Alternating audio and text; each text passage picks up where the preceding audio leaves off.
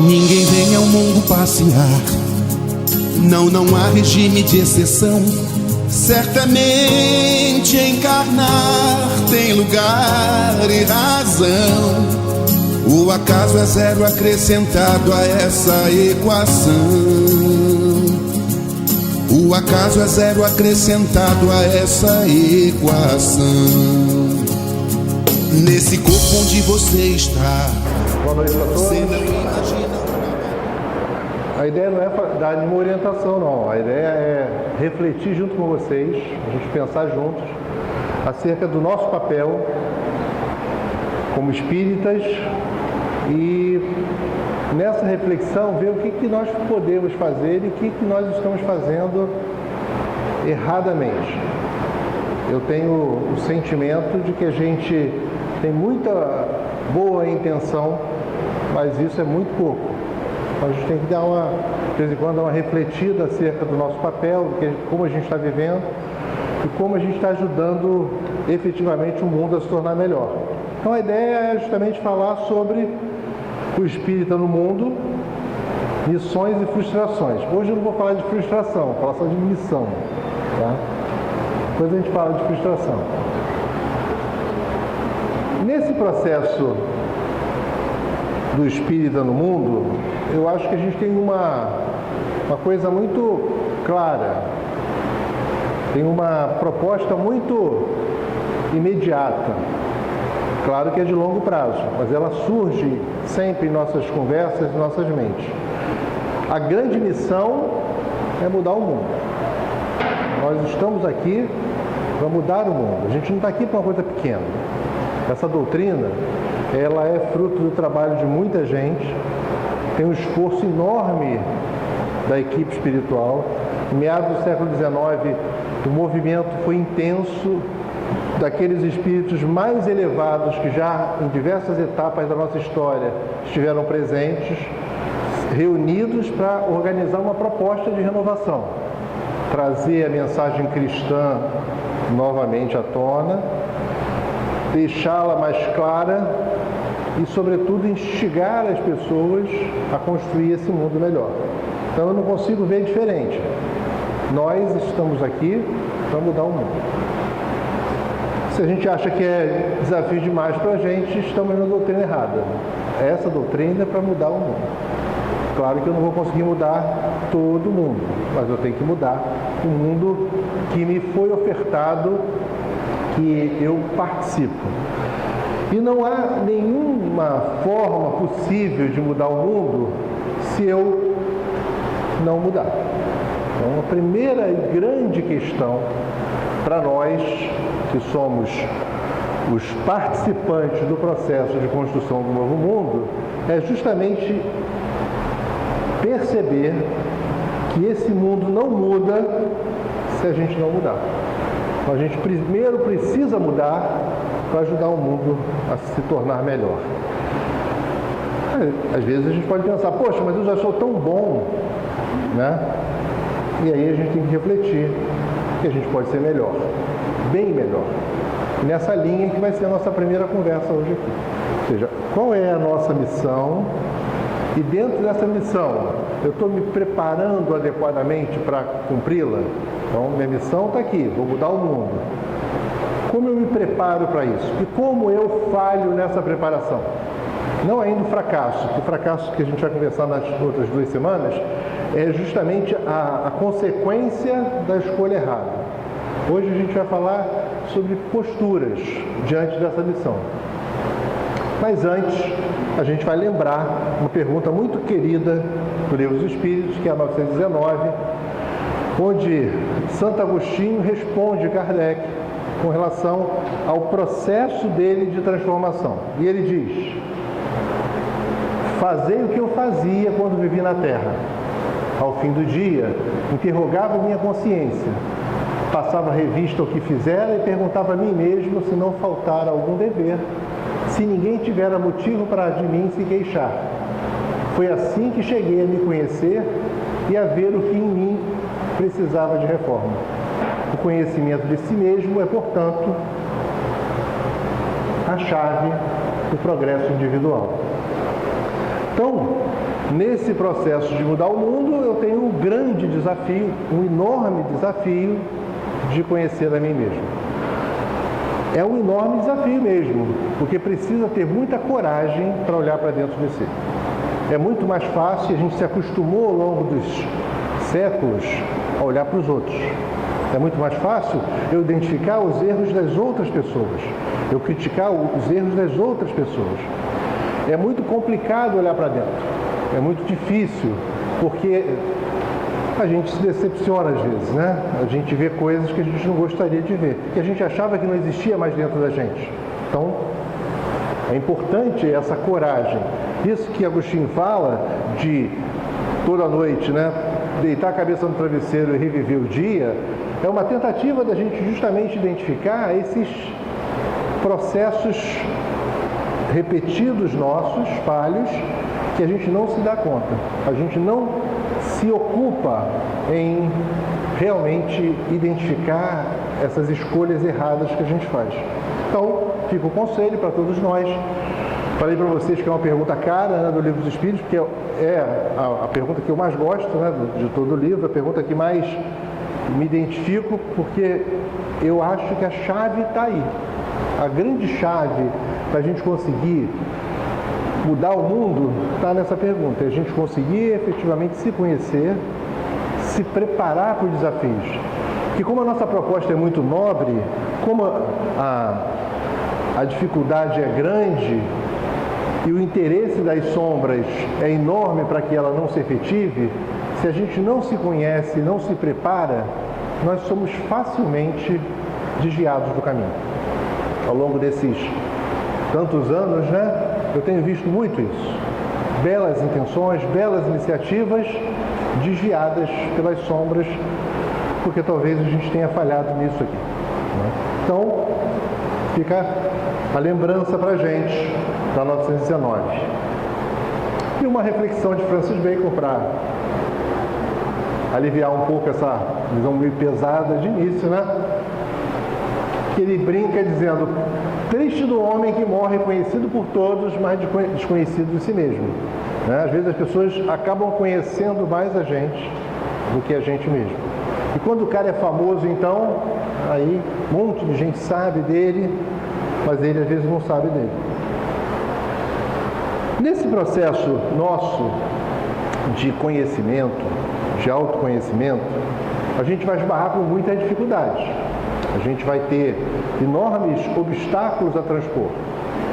E nesse conjunto de obstáculos que a gente vai identificar dentro de nós, uma coisa que eu acho que é importante a gente já refletir é buscar equilibrar coração e mente.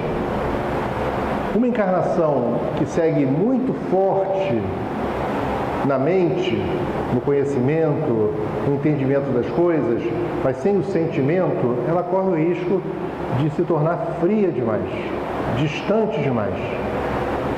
Talvez, se a gente crescesse tanto nessa área, a gente não tivesse a mesma condição de transformar o mundo que, se a gente juntasse outras características, nós teríamos. Se você, por outro lado, buscar só desenvolver a questão do sentimento, você vai ter tanta vontade de ajudar os outros, mas não vai ter as ferramentas necessárias para isso. Então, se a gente conseguir equilibrar nesse processo nosso de amadurecimento interno e de vivência, a aplicação desse conhecimento com o sentimento, conseguir caminhar junto, a gente vai ter condição de enxergar melhor. A doutrina espírita, ela nos oferece um conjunto de informações extremamente interessantes sobre a vida. Para nós é muito clara determinadas consequências. Ação e reação é cotidiano nosso, né? A gente enxerga claramente o porquê de certas dificuldades, de certos problemas que as pessoas experimentam ou que nós mesmos experimentamos. Já vai ficando claro para nós esse ciclo de amadurecimento resultante dos próprios erros, né? A gente erra, sofre, aprende, depois erra diferente, porque errar igual, né? O mesmo erro já é para nós, já vai ser um vexame grande, né? Então vamos errar diferente, pelo menos. Errar diferente, sofrer e aprender. A gente já sabe isso, as coisas vão ficando claras para a gente vai conseguindo enxergar esse processo de consequências resultantes das nossas escolhas. E a gente já consegue ver as nossas possibilidades de interferir no mundo à nossa volta. Todos nós aqui interferimos em maior ou menor grau na vida das pessoas à nossa volta. E nessa interferência a gente vai vendo justamente isso. Quando a gente consegue interferir melhor é quando a gente consegue dosar as coisas. Consegue usar razão e sentimento. Sentir para ajudar, sem dúvida, mas eu tenho que saber ajudar. Então a gente precisa, se a gente quer mudar o mundo, a gente tem que estar preparado para lutar contra forças muito poderosas que desejam permanecer, né, no poder, desejam manter as coisas como estão. Eu falo das forças do lado de fora, né, para, de algum modo, amenizar o real quadro. Mas muitas vezes as forças a que eu me refiro, elas estão dentro de nós. Mas vamos dizer que está do lado de fora para facilitar. Eu preciso entender, nessa questão das missões, que elas só terão uma pequena chance de se materializarem realmente no mundo à nossa volta se eu entender que isso é um esforço contínuo. Isso é uma proposta de todo dia, toda hora. Cada instante eu tenho que estar exercitando esse meu desejo. Porque se eu não faço isso o tempo todo, se eu não me esforço o tempo todo, nos momentos em que eu saio desse padrão de tentar mudar, de tentar construir esse mundo melhor, eu naturalmente vou ser sufocado nas minhas melhores iniciativas. Eu tenho que estar o tempo todo. Isso é difícil, né? Isso é realmente cansativo. Esse negócio de se tornar bom é muito trabalhoso, né? Se alguém não percebeu isso ainda, dá muito trabalho. É infernal, né? Usando a palavra contraditória até, né? É infernal o processo, porque você precisa lutar todo instante, porque basta um instante para você perder a luta. Você vence vários instantes, em um instante você é nocauteado. E eu preciso, né, por fim, nessa base que a gente vai discutir hoje aqui, eu preciso entender que nesse processo de amadurecimento interno, para me preparar para mudar o mundo, eu tenho que fazer escolhas. Não dá para ter a vida que eu tinha. A minha vida tem que ser diferente. Não é possível, né? Porque se eu quero mudar o mundo, eu tenho que estar preparado para enfrentar as questões do mundo, e não para me vergar a elas, e não para considerá-las naturais. Cada passo que eu dou, eu tenho que desistir de outras coisas. Não existe uma escolha que não traga consigo diversas desistências. Escolheu estar aqui hoje, vocês estão aqui hoje, escolheram, ninguém veio forçado, né? Escolheram, quase ninguém, escolheram, desistiram de estar em vários lugares. Certamente todo mundo aqui tinha outras inúmeras possibilidades. Foi escolhido, né? Vocês tomaram uma decisão, e ao tomar essa decisão, vocês se prepararam para outras decisões, porque a vida é assim, o tempo todo. Eu escolho, surge outra, eu escolho, vou. E quando eu escolho, eu desisto de outro caminho. É como se você estivesse sempre diante de dois. Eu coloco duas porque é mais fácil para a gente pensar matematicamente. Mas essa aqui abre em duas, mais um pedacinho abre em duas, ou seja, são infinitas. E os caminhos podem ser complicados ou bons caminhos. Sempre difíceis. Sempre difíceis. Porque o caminho complicado, para nós agora, é muito difícil, porque a gente sofre com a contradição. A gente, quando comete um erro, a gente sofre mais agora pelo arrependimento de ainda repetir uma coisa que a gente já dizia pra gente que a gente não faria mais, do que efetivamente com o próprio ato. O ato pode não ter nem mais a mesma relevância em termos de sofrimento para a gente, mas reconhecer que a gente ainda faz aquilo é muito duro para a gente. Porque a gente vê que a luta entre o velho e o novo, em vários momentos, pende para o velho. Então, repetir coisas, escolher coisas, definir caminhos que a gente já sabe que não são bons para a gente, nos fazem sofrer. Nos fazem nos mostrarmos amargurados com a gente. E isso não é bom. Então tem que tomar cuidado. Escolher bem. Então, lembrar sempre disso, ó. Eu escolhi uma coisa, eu desisti de outra. Eu escolhi o desequilíbrio, qualquer que seja, eu desisti de mudar o mundo. Eu tomei a decisão. Eu, aceitando o desequilíbrio, eu sou mais um para manter o mundo como ele é. Por isso é que é difícil. Por isso que é complicado. Porque é uma luta de muitas frentes e que eu não posso perder mais. Eu não posso aceitar mais a derrota. E aí, para isso, eu preciso entender alguns aspectos dessa luta, para que eu possa cumprir a minha missão e ajudar o mundo a se tornar melhor. Então, eu preciso me livrar de alguns enganos. Eu vou elencar 5 enganos só, para não ficar muito cansativo. Primeiro engano, dentro da linha das premissas que eu coloquei para vocês. Primeiro grande engano é eu achar que eu vou me tornar uma pessoa melhor, que eu estou mudando sem esforço. Isso não existe. Não existe.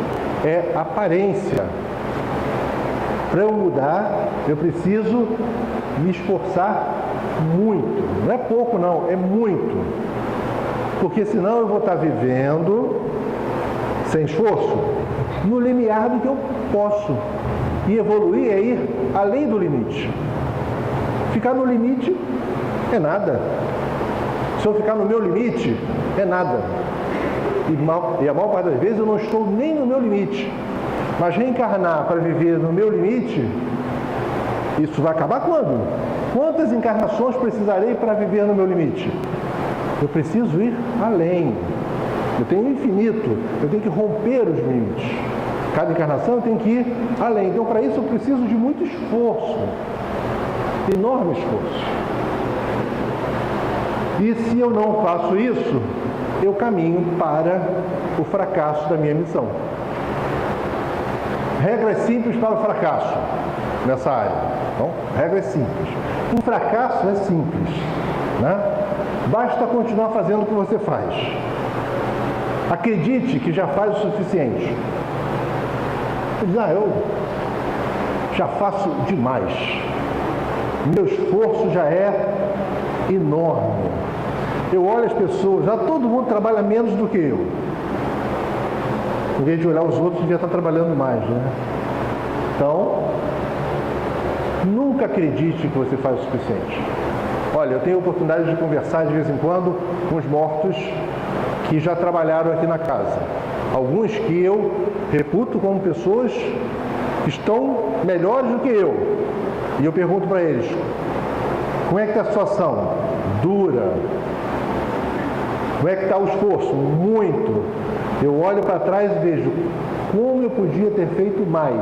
Nenhum até hoje chegou para mim e falou assim, fiz o suficiente. Nunca vi. Nunca vi. Pode ser que um dia eu venha a encontrar, mas não vi ainda. Outra coisa, prefiro o descanso ou as lágrimas. Tem gente que prefere. Então, se eu não entender essa questão do esforço, eu tenho que caminhar para alguma solução, porque eu tenho que explicar isso para mim. Eu não consigo viver com processo contraditório, ninguém consegue. Então o que eu faço? Eu conto uma história para mim. Eu posso, por exemplo, me considerar um infeliz. Eu digo para mim, eu sou infeliz, minha vida é um inferno, eu me esforço, os outros têm tudo fácil, para mim é tão difícil. Não vou me esforçar mais. Porque eu me esforço, nada dá certo, os outros não se esforçam e tudo dá certo para eles. Isso é uma grande armadilha e é mentira. Todo mundo tem seus problemas. Só porque as pessoas não falam dos seus problemas, não quer dizer que elas não os tenham. Muita gente tem problemas graves e não contam, estão sorrindo por aí. E tem gente que tem um problema desse tamanhozinho e cresce pra caramba. E tem gente que tem um problemão e fala dele o tempo todo, vive ele o tempo todo, sofre o tempo todo e não vive com esforço para mudar. Então preciso me esforçar para mudar. É claro que tem problemas que são muito graves e a gente vai ter que conviver com eles, porque nós somos espíritas. Aprendemos que nada que está acontecendo agora é fruto do acaso. Tudo tem uma razão de ser. E, sem dúvida, aqui entre nós podemos refletir e dizer o seguinte: boa parte desses graves problemas que a gente experimenta hoje estão sendo construídos hoje também, nessa encarnação. Que é muito mais fácil culpar a outra, né? Que a outra parece que é outra pessoa. Diz, aquele miserável fez isso e eu agora estou sofrendo, né? Eu mesmo fiz isso em outra encarnação e agora estou sofrendo. Mas, de um modo geral, eu continuo fazendo nessa mesma encarnação as mesmas escolhas. Isso pode ser muito complicado. Então, grande forma de fracassar é lamente-se sempre. Seja pronto para lamentar. Quanto mais você lamentar, mais você caminha para o fracasso.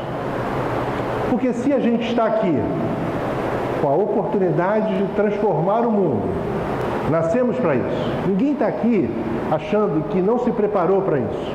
Todos nós fomos preparados para isso. A gente não reencarnou nessa oportunidade agora para ser espírita sem preparação no mundo espiritual. Todos nós nos preparamos e todos nós prometemos, garanto a vocês, quando morrermos, e a gente vai morrer, lembra-se disso? Os nossos corpos morrerão, nós espíritos imortais continuaremos. Quando isso acontecer, nós veremos claramente que nós nos preparamos para isso. Não é uma coisa assim, eu passei pela Rua Cisplatina e vi um centro, que coisa interessante, uma casa espírita. Nossa história está preparada desde muito antes. Vê de onde nós viemos, né? Como nós nos unimos aqui, como as pessoas se conheceram aqui, como amizades foram construídas. Isso não foi o acaso. Isso tudo é fruto de um planejamento muito maior. E a gente faz parte disso. Ninguém está aqui de maneira aleatória, foi por acaso. Todos nós somos parte de um grande planejamento. Nada que está acontecendo é o acaso. Nós precisamos enxergar sempre isso, porque se depois disso tudo eu encosto no canto e me lamento, eu estou perdendo a grande chance de conseguir usar essa doutrina para me preparar adequadamente para cumprir a minha missão.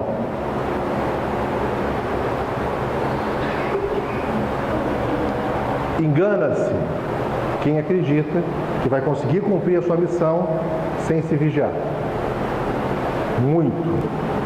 Não é pouco não, a gente tem que se vigiar muito. Por quê? Porque o nosso automático ainda é se desviar do caminho.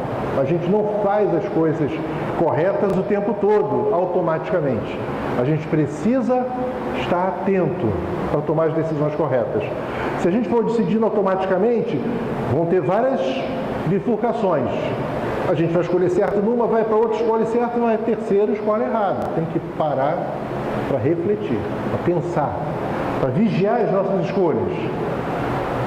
Se eu não faço isso, eu deixo as coisas acontecerem, as consequências são muito complicadas para a gente. Por quê? Diferentemente de como eu vivia há décadas atrás, hoje eu tenho um senso crítico diferente, né? Foi o que a gente conversou aqui. Meu olhar para mim já é diferente. Um erro meu para mim é muito mais grave agora do que era há 10 anos atrás. Eu era muito mais complacente comigo há 10 anos atrás do que sou hoje. Hoje, determinadas atitudes que eu venho a tomar vão me incomodar muito mais do que essa mesma atitude num contexto diferente de 10 anos atrás. Porque eu era uma pessoa diferente, uma pessoa muito menos preparada do que sou hoje, do que esses 10 anos me conferiram. Espera-se, pelo menos, né? Espera-se que seja assim. Receita simples. Repita os mesmos erros. Até brinquei aqui antes, né? Que a gente, se for errar, erra diferente, pelo menos. É igual um processo obsessivo. As trevas estão olhando para a gente o tempo todo. O tempo todo. Tá? A gente está aqui reunidos hoje e eles estão de olho em todos nós. O CPF espiritual de vocês, todos está anotado. Isso é bom, que divide, né? Dá trabalho para os caras. Eles estão de olho e eles vão observar nossas forças e nossas fraquezas. Eles vão observar a abrangência da nossa influência. Na medida que essa abrangência cresce, eles vão se ocupar mais com a gente. Então é um processo de idas e vindas, né? Eu me esforço para se tornar melhor e ao me esforçar para me tornar melhor, a pressão espiritual aumenta. Eu tenho que me esforçar para ser melhor até que vai chegar uma hora que eu vou cansar os caras. O cara vai dizer, não dá para perturbar esse cara, vou perturbar os outros. Mas vai demorar. Pode ter certeza que isso vai demorar. Se ele conhece a gente, ele monta uma estrutura, acompanha a gente, monta uma estrutura para induzir você ao erro. Você distrai, cai na armadilha. Aí você para, depois de um tempo, reconhece que é uma armadilha, tenta aprender com aquilo e segue vivendo. Não adianta também sentar e chorar a eternidade. Errou, né? Reconhece, sacode a poeira e vamos em frente. Aí anda mais um pedacinho, ele monta a mesma armadilha. Aí você cai exatamente do mesmo jeito. Isso é uma vergonha, né? Então é uma receita para o fracasso, repetir o mesmo erro. Pelo menos, vou dar trabalho para o cara, ele vai tentar aquela armadilha, não vou cair, ele vai bolar um outro jeito. Vou ajudá-lo a evoluir, pelo menos na parte de inteligência. Depois, na parte moral. Outro grave processo para que a gente acabe fracassando nessa questão de mudar o mundo é você se aceitar como você é. Eu me aceito como eu sou, né? Dizer eu sou assim mesmo. Eu constantemente recebo pessoas envolvidas em algum problema que dizem, não, mas eu sou assim mesmo. Cara pálida, estamos encarnados para quê? Se é para ser assim mesmo, para que encarnamos? Não era melhor guardar o cara numa gaveta? Guardo uma gaveta durante 500 anos, depois eu solto o cara para ele ser diferente. Porque a encarnação é para você ser melhor. Não pode ser igual. Se eu reconheço que eu estou errado, eu tenho que mudar. Eu tenho que me esforçar pelo menos para mudar. E se eu não reconheço que estou errado, mais grave ainda, né? Tem que refletir mais profundamente. Quando você faz um exercício interno, olha para dentro de você, identifica o que está acontecendo, o cara, não, está tudo certo, está tudo certo. Isso é um sinal extremamente perigoso. Porque se ele acha que está tudo bom, esse cara não vai mudar nunca. Se está bom, para que vai mudar? Se ele está tão bom. Só que basta a gente parar um pouco para refletir e ver que se a gente estivesse tão bom assim, a gente não estava encarnado nesse planeta. Ou se somos tão bons assim, estamos encarnados nesse planeta, a gente devia estar arrastando multidões para o bem, não é? Ah, eu sou muito bom, estou aqui encostado nesse cantinho aqui. Sabe aquela parábola do talento escondido? No mínimo esse cara enterrou o talento. E é claro que não é isso. É grave a miopia interna, nesse caso. Ele não quer ver. E se ele não quer ver, não vai mudar. Então, a gente não pode. É claro que não vai ficar se chicoteando todo dia, não é isso. Mas eu não posso me conformar em repetir os erros, em continuar do mesmo jeito e vigiar os outros ao invés de vigiar a mim mesmo. A crítica externa é muito grande, a autocrítica falha às vezes. E eu tenho que tentar dosar essas coisas. Também não é tanta autocrítica para me sufocar e jogar essa encarnação fora. Claro que não, tem que equilibrar. Mas eu não posso viver sem me observar.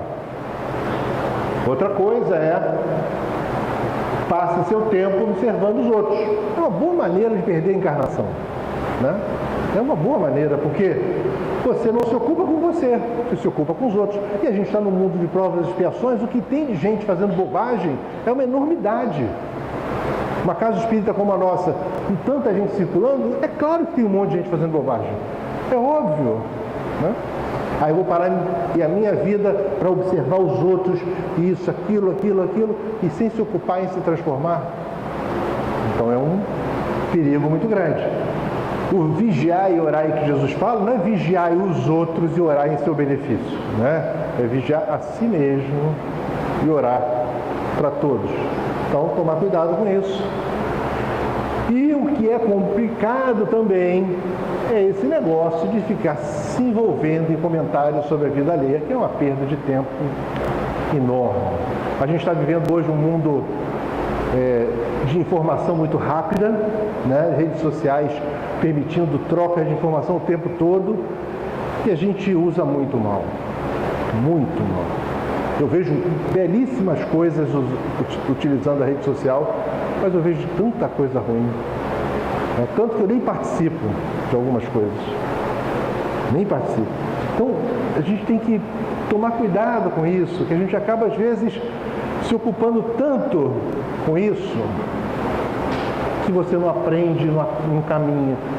Que uma coisa é você identificar um problema em alguém, um amigo seu está com dificuldade, vai lá no cara e conversa. Fulano, você fez isso, não está legal, muda isso, muda aquilo, pensa assim, pensa assado. Na minha visão, o que você acha? Vamos conversar. Mas não é para falar para um terceiro, para um quarto, para um quinto. Né? Outro ponto, achar que eu consigo me organizar para mudar o mundo sem se planejar. Achando que isso vai acontecer de repente. Um dia eu acordo e digo, sou um homem bom. Fiquei bom, de repente. Não sei o que eu tomei ontem, hoje eu estou bem. Sou um cara preparado para o mundo de regeneração. Não é assim. Eu estou diante de um grave desafio. Estamos todos. Mudar o mundo. Estamos aqui para mudar o mundo. Para isso eu tenho que mudar o meu mundo interno. Tenho que me preparar. E como é que eu faço isso? Eu tenho que pensar muito. Eu tenho que observar-me muito. Me conhecer e, analisando cada detalhe das minhas características, identificar o que eu posso fazer. O que eu devo fazer. Que atitudes eu tenho que tomar. Que coisas eu tenho que evitar. Porque tem coisas que a gente tem que evitar, que a gente ainda é incapaz de resolver. Tem coisas que são tão complexas para a gente, que a gente não consegue ainda superar. Você evita. Eu tenho que planejar e me preparar para ficar forte o suficiente para poder enfrentar aquilo. É tanta coisa que tem que fazer, e às vezes eu paraliso diante de uma coisa e minha encarnação passa naquela coisa, porque eu não pensei em todo, eu não planejei. Então, uma receita simples para isso é eu ficar improvisando sempre.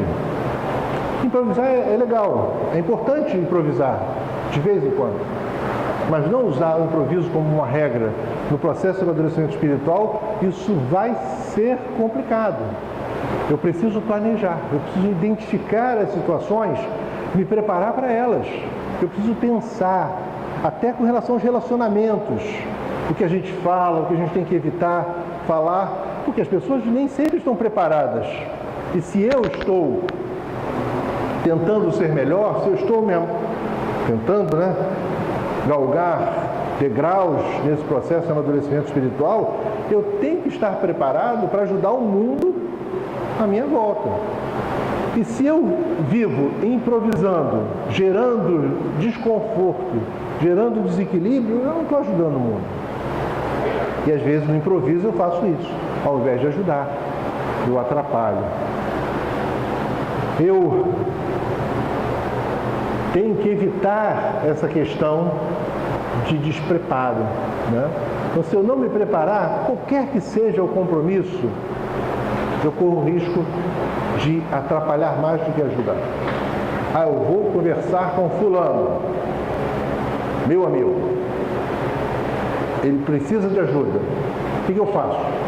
Eu penso antes, eu planejo antes, eu penso alternativas, porque se você ficar esperando a inspiração do momento, só serve para quem é uma pessoa muito inspirada. Nem sempre nós somos. Ainda mais no calor de determinadas discussões. Já perceberam? que o nosso pior lado vem à tona quando a gente é instigado. Nós, muitas vezes, estamos preparados para viver no nosso melhor eu. Tem situações que você se mostra no melhor estado possível para você. Então, você tem aquele seu patamar. Nenhum de nós é tão linear assim, né? A gente tem uma banda de comportamento. Então, você pode estar no topo da sua banda de comportamento, em termos de capacidade, de condição de ajudar as pessoas. Você fica ali. Terão dias que você vai estar ali, terão momentos que você vai estar ali, mas você não está ali o tempo todo. Pode ser que, instigado, você saia da sua banda superior e vá para a sua banda inferior. Não tem buraco final também, tem um limite seu, né? Cada um vai evoluindo, vai subindo esses limites. Mas você vai lá embaixo, e às vezes esse embaixo é ruim, bem ruim. E isso pode complicar ainda mais em vez de ajudar. Outra coisa que leva a gente ao fracasso é a postura de nunca assumir responsabilidade. A gente precisa assumir responsabilidade. Precisa assumir a grave responsabilidade sobre suas próprias escolhas, sobre seus próprios caminhos. Não adianta a gente focar as nossas explicações nos erros dos outros. Pode ser confortável, pode ser um alívio temporário para a nossa consciência, você culpar o outro. Mas não é verdade, pelo que a gente já sabe. Nós precisamos nos mostrar os melhores possíveis. Eu tenho que me esforçar para estar no meu limite superior e eu tenho que lutar para que meu limite superior fique cada vez mais elevado. Se eu passo a minha vida responsabilizando os mentores ou até os obsessores, né? Eu fiz isso porque o miserável do meu obsessor particular me instigou a isso. Ele fez isso.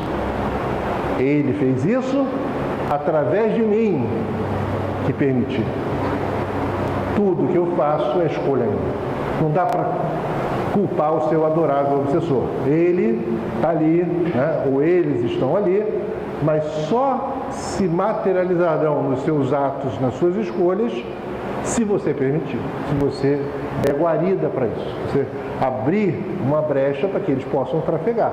Então, não há condição de eu cumprir a minha missão sem me planejar. Eu preciso planejar. Eu preciso ocupar a minha mente com essas questões relativas ao meu amadurecimento espiritual. Depois, tentem listar para vocês mesmos, né? Ninguém precisa me entregar nada, mas para vocês mesmos, quantos minutos por dia cada um passa pensando nas questões relativas ao seu amadurecimento espiritual. Faz uma comparação com o tempo que a gente gasta com as questões materiais. E a gente lembra que nós somos espíritos, transitoriamente, num corpo de carne. E a gente vai passar pela experiência da morte daqui a pouco. Né? Não é daqui a pouco, hoje à noite, não. Daqui a pouco, nessa escala, né, de tempo que passa muito rápido.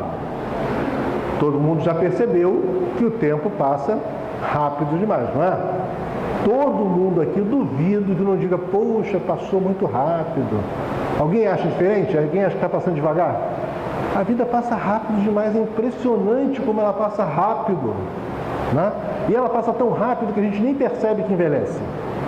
A gente está com a casca velha, mas por dentro a gente se acha jovem, porque foi tão rápido, impressionantemente tão rápido, que você não consegue entender por que o joelho dói, né? Por que tudo dói.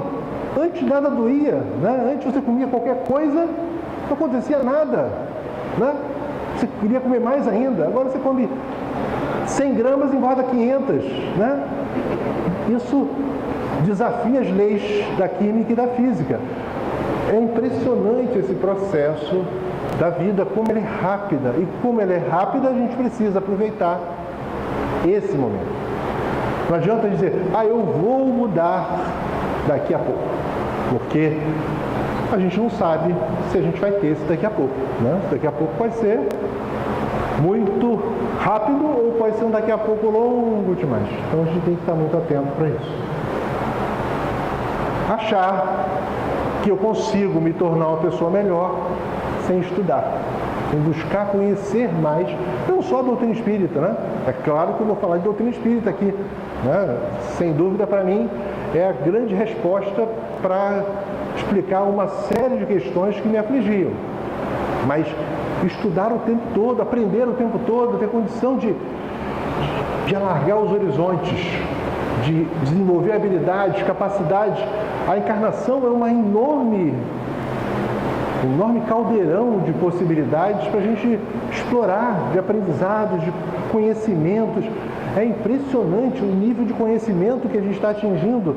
Né? Há 300 anos você pegava, botava todo o conhecimento em enciclopédias. Se olhar, não querendo falar da idade de ninguém aqui, né? Mas boa parte das pessoas aqui, o sonho dos pais na infância era ter uma Barça, né? O cara, quando comprava uma Barça, botava a Barça na estante e dizia: já preparei meus filhos para o futuro, porque a Barça era o conhecimento, né? Ou seja, você tinha uma Barça, você comprava a Barça em prestações, o cara ia na porta cobrar, todo mês ia lá com um caderninho, abria o caderninho e marcava lá 10, 20 cruzeiros, não sei o que. Então o conhecimento estava ali. Agora você senta na frente de um computador, ou pega o celular, aliás, nem estou com o celular aqui, né? Mas pega o celular, você tem ali um computador mais capaz do que o que levou o homem à Lua. Né? Aquele que está na sua mão, você tem acesso a 4 trilhões de terabytes de informação instante, né? A gente está conversando, lá em casa isso é muito comum, né? Está conversando sobre um assunto, aí surge uma palavra ou um assunto qualquer, uma dúvida, na hora, não, isso é não sei o que, não sei o que, é o tempo todo. Antigamente você tinha uma dúvida, tinha que ver alguém, procurar na biblioteca, agora você tem no celular. Então, a quantidade de informação, a possibilidade de aprendizado é impressionante. Eu não posso ficar à margem disso, eu preciso aproveitar essa velocidade de aprendizado e crescer. Então, uma receita simples para o fracasso é fingir que participa, por exemplo. Né? Eu estou aqui numa casa espírita de corpo presente, que é uma contradição, né? Tinha que estar de espírito presente, né? Porque o corpo é transitório, vai ficar aí por aí enterrado, cremado, doado, mas eu, espírito, tenho que estar habituado a vibrar em faixas superiores, e o conhecimento é uma faixa superior, a busca do conhecimento é uma faixa superior. Eu não posso fingir que estou aprendendo, eu tenho que lutar para aprender. Se eu tenho dúvida, eu vou buscar aprender. Eu não posso me enganar, não devo me enganar, porque isso é fracasso. E nós estamos aqui para mudar o mundo. A gente quer mudar o mundo. E eu vou interferir, nós vamos interferir no mundo à nossa volta. Se a gente não está adequadamente preparado, a gente vai interferir negativamente, porque a gente vai interferir. Nós fomos preparados para interferir. E se a gente preparado para interferir não se organizar na encarnação, a gente vai interferir negativamente. Alguns de nós talvez tenham abrangência menor, mas tem abrangência. Outros têm abrangência maior, mais grave. Outros têm abrangência maior ainda.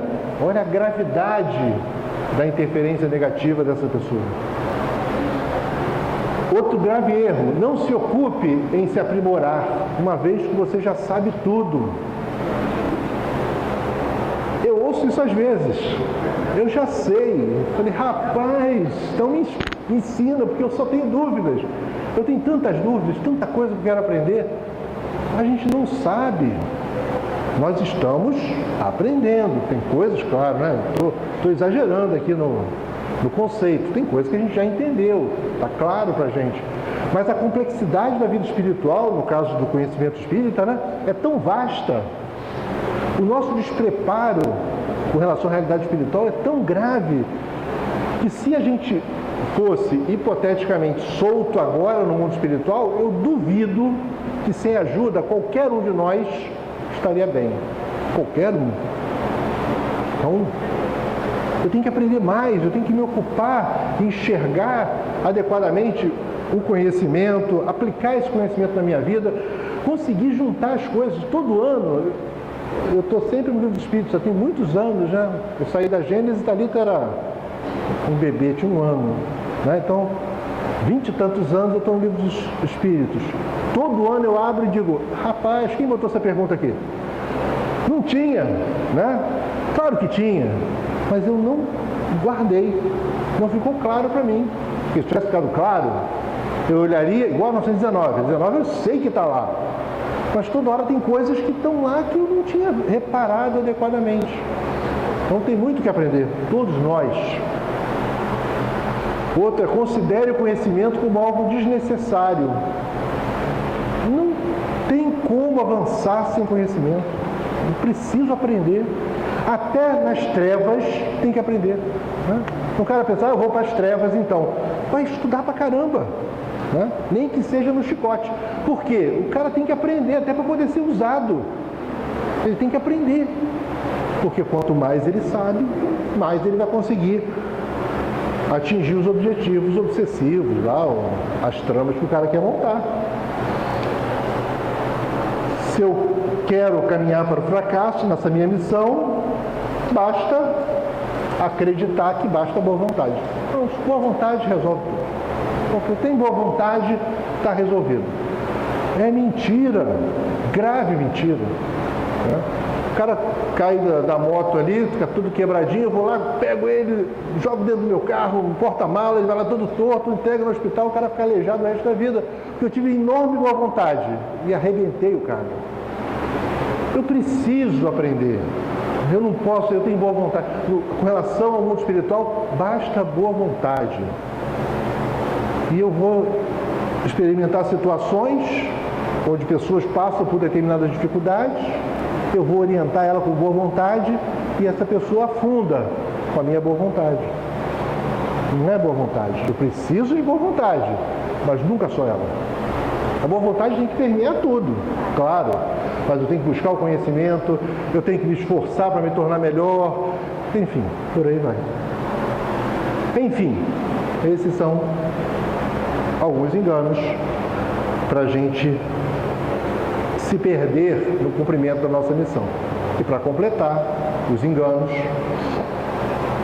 falar do nosso amigo Francisco de Assis ali, né? Francisquinho, simplificar a vida. Então, um erro grave, ficar justificando os próprios erros. É muito mais simples assumir seus próprios erros. Porque quando a gente justifica os erros, ou mente com relação aos erros, você fica refém do erro. A mentira, então, é uma coisa extremamente interessante. Já perceberam? O cara mente. Aí, para poder justificar a mentira, ele tem que mentir outra vez. E aí a coisa cresce, ele tem que mentir outra vez. E aí chega um ponto que ele já não sabe mais o que é verdade e o que é mentira.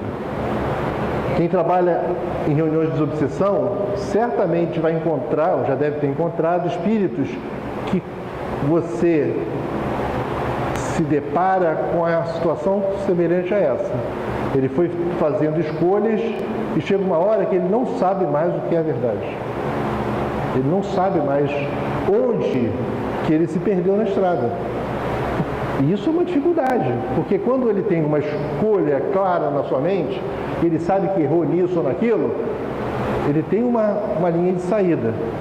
Quando ele se perdeu na mentira, ele não consegue escapar, é difícil você achar o ponto.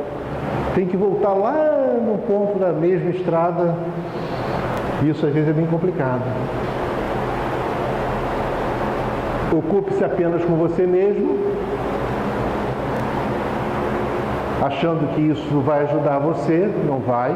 É muito mais simples viver com amigos, viver na coletividade, é muito mais simples. E eu complico achando que eu sozinho resolvo alguma coisa. É igual eu trabalho numa casa espírita, né? Por que essa casa consegue fazer um trabalho tão abrangente? Porque você tem centenas de mãos, centenas de mentes, centenas de corações trabalhando. Não totalmente harmônico, como a gente deveria, mas já trabalhando. Nunca perdoe. É muito mais simples perdoar. Você viaja muito mais leve quando você perdoa. Quando a gente não perdoa, a gente pesa, a gente ensombrece o nosso mundo interno. E se a gente faz isso, a gente não consegue mudar o mundo, porque a gente se deixou envenenar por aquilo que a gente está combatendo. Ou então, acredite que todos estão contra você. Melindre-se sempre. Né? Melindre é um problema sério. A gente sempre acha que os outros são melindrados, né? E às vezes somos nós. Vale a pena parar e pensar sempre. Será que eu não estou me melindrando? Será que eu não estou deixando-me levar pela pressão, seja dos encarnados, pelas sombras, e estou me considerando um infeliz, um perseguido, né? Vou mudar de casa espírita, vou deixar de ser espírita.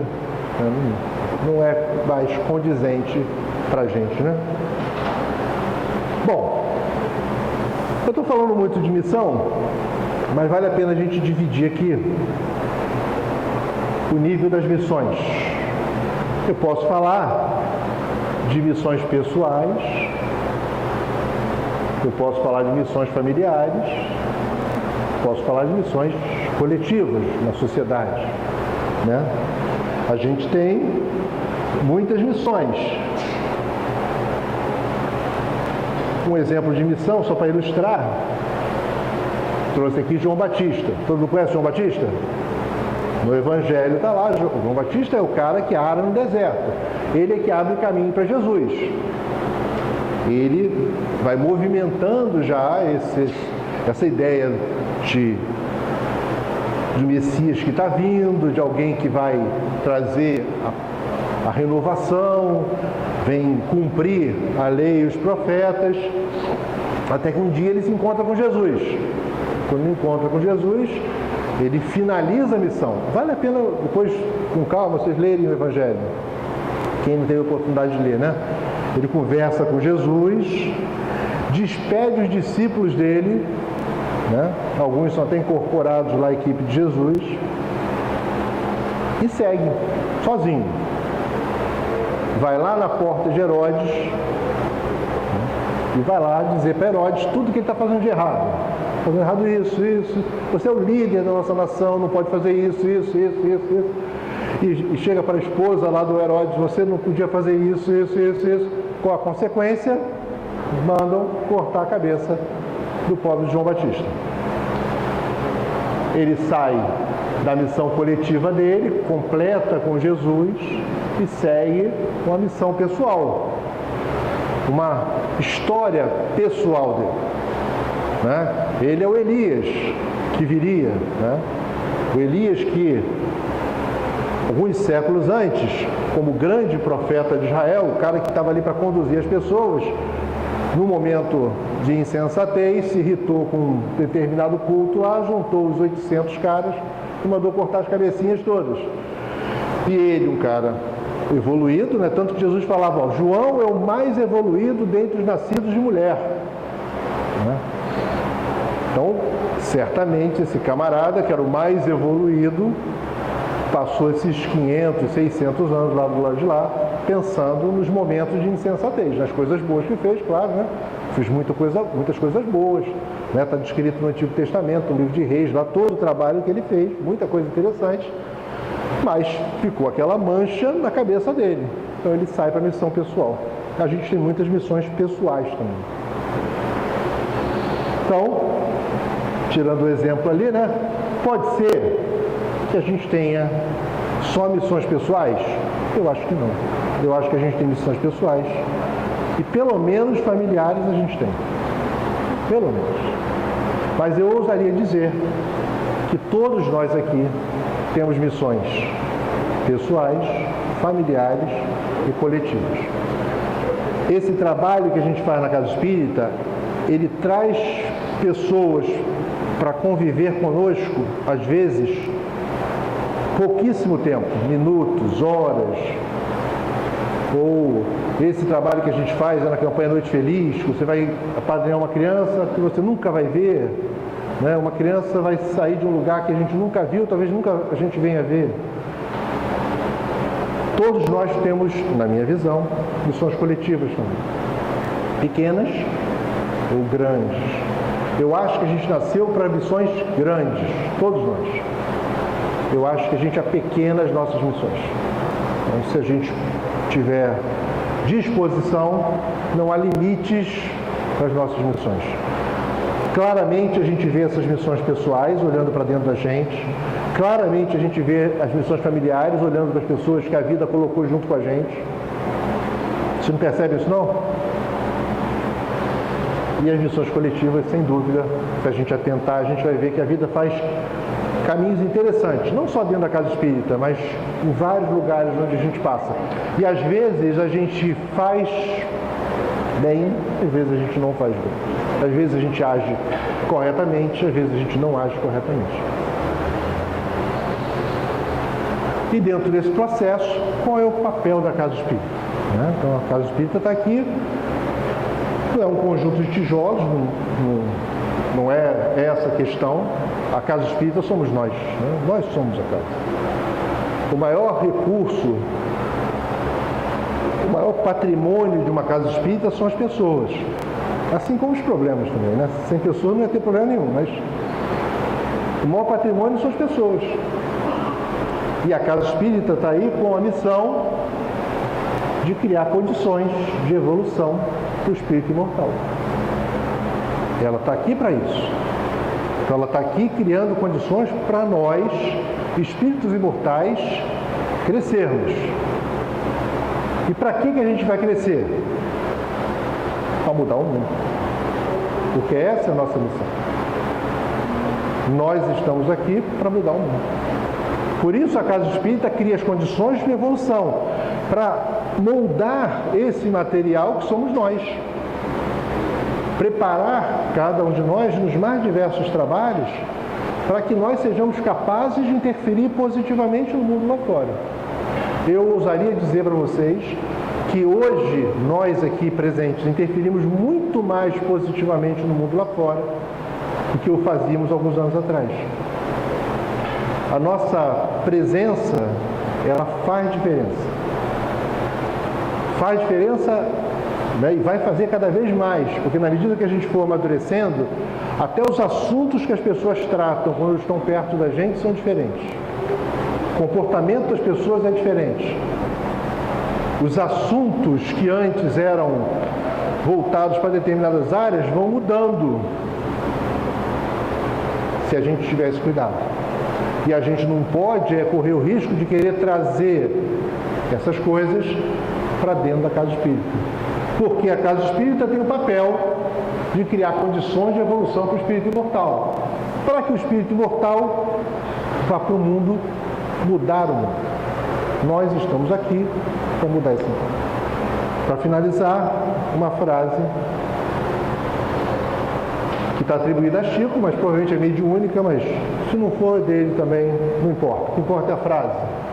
Ele diz o seguinte: cada homem é uma casa espiritual que deve estar, por deliberação e esforço do morador, em contínua modificação para melhor. Nós somos os construtores do nosso destino. Nós somos os responsáveis pelas consequências das nossas escolhas.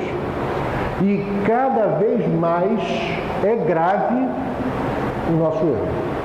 A responsabilidade pelo nosso fracasso, que repousa sobre nossos ombros, ela é estendida pelo fato de que nós deveríamos estar ocupando as nossas energias em mudar o mundo. Então, se falta força para mudar o mundo, parte disso foi fruto da minha falência. Então, além da minha falência, eu vou carregar a falta que a minha ação faria no mundo se eu tivesse preparado para mudar. Então, a gente precisa enxergar isso, enxergar que nós nos propomos a mudar. Foi planejado isso. Nós nos reunimos no mundo espiritual e aprendemos. Foi nos instruído com relação a esses desafios. E eu tenho certeza que todos nós levantamos a mão e balançamos dizendo: quero, Estou disposto. E agora está em nossas mãos.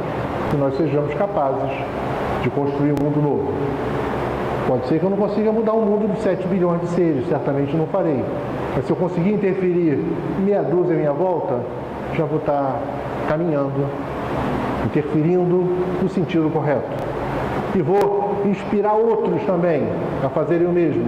E no mundo tão desolado e triste, tão conturbado, tão contraditório, isso faz a diferença. Certo? Então, até o dia 27. Obrigado e boa noite.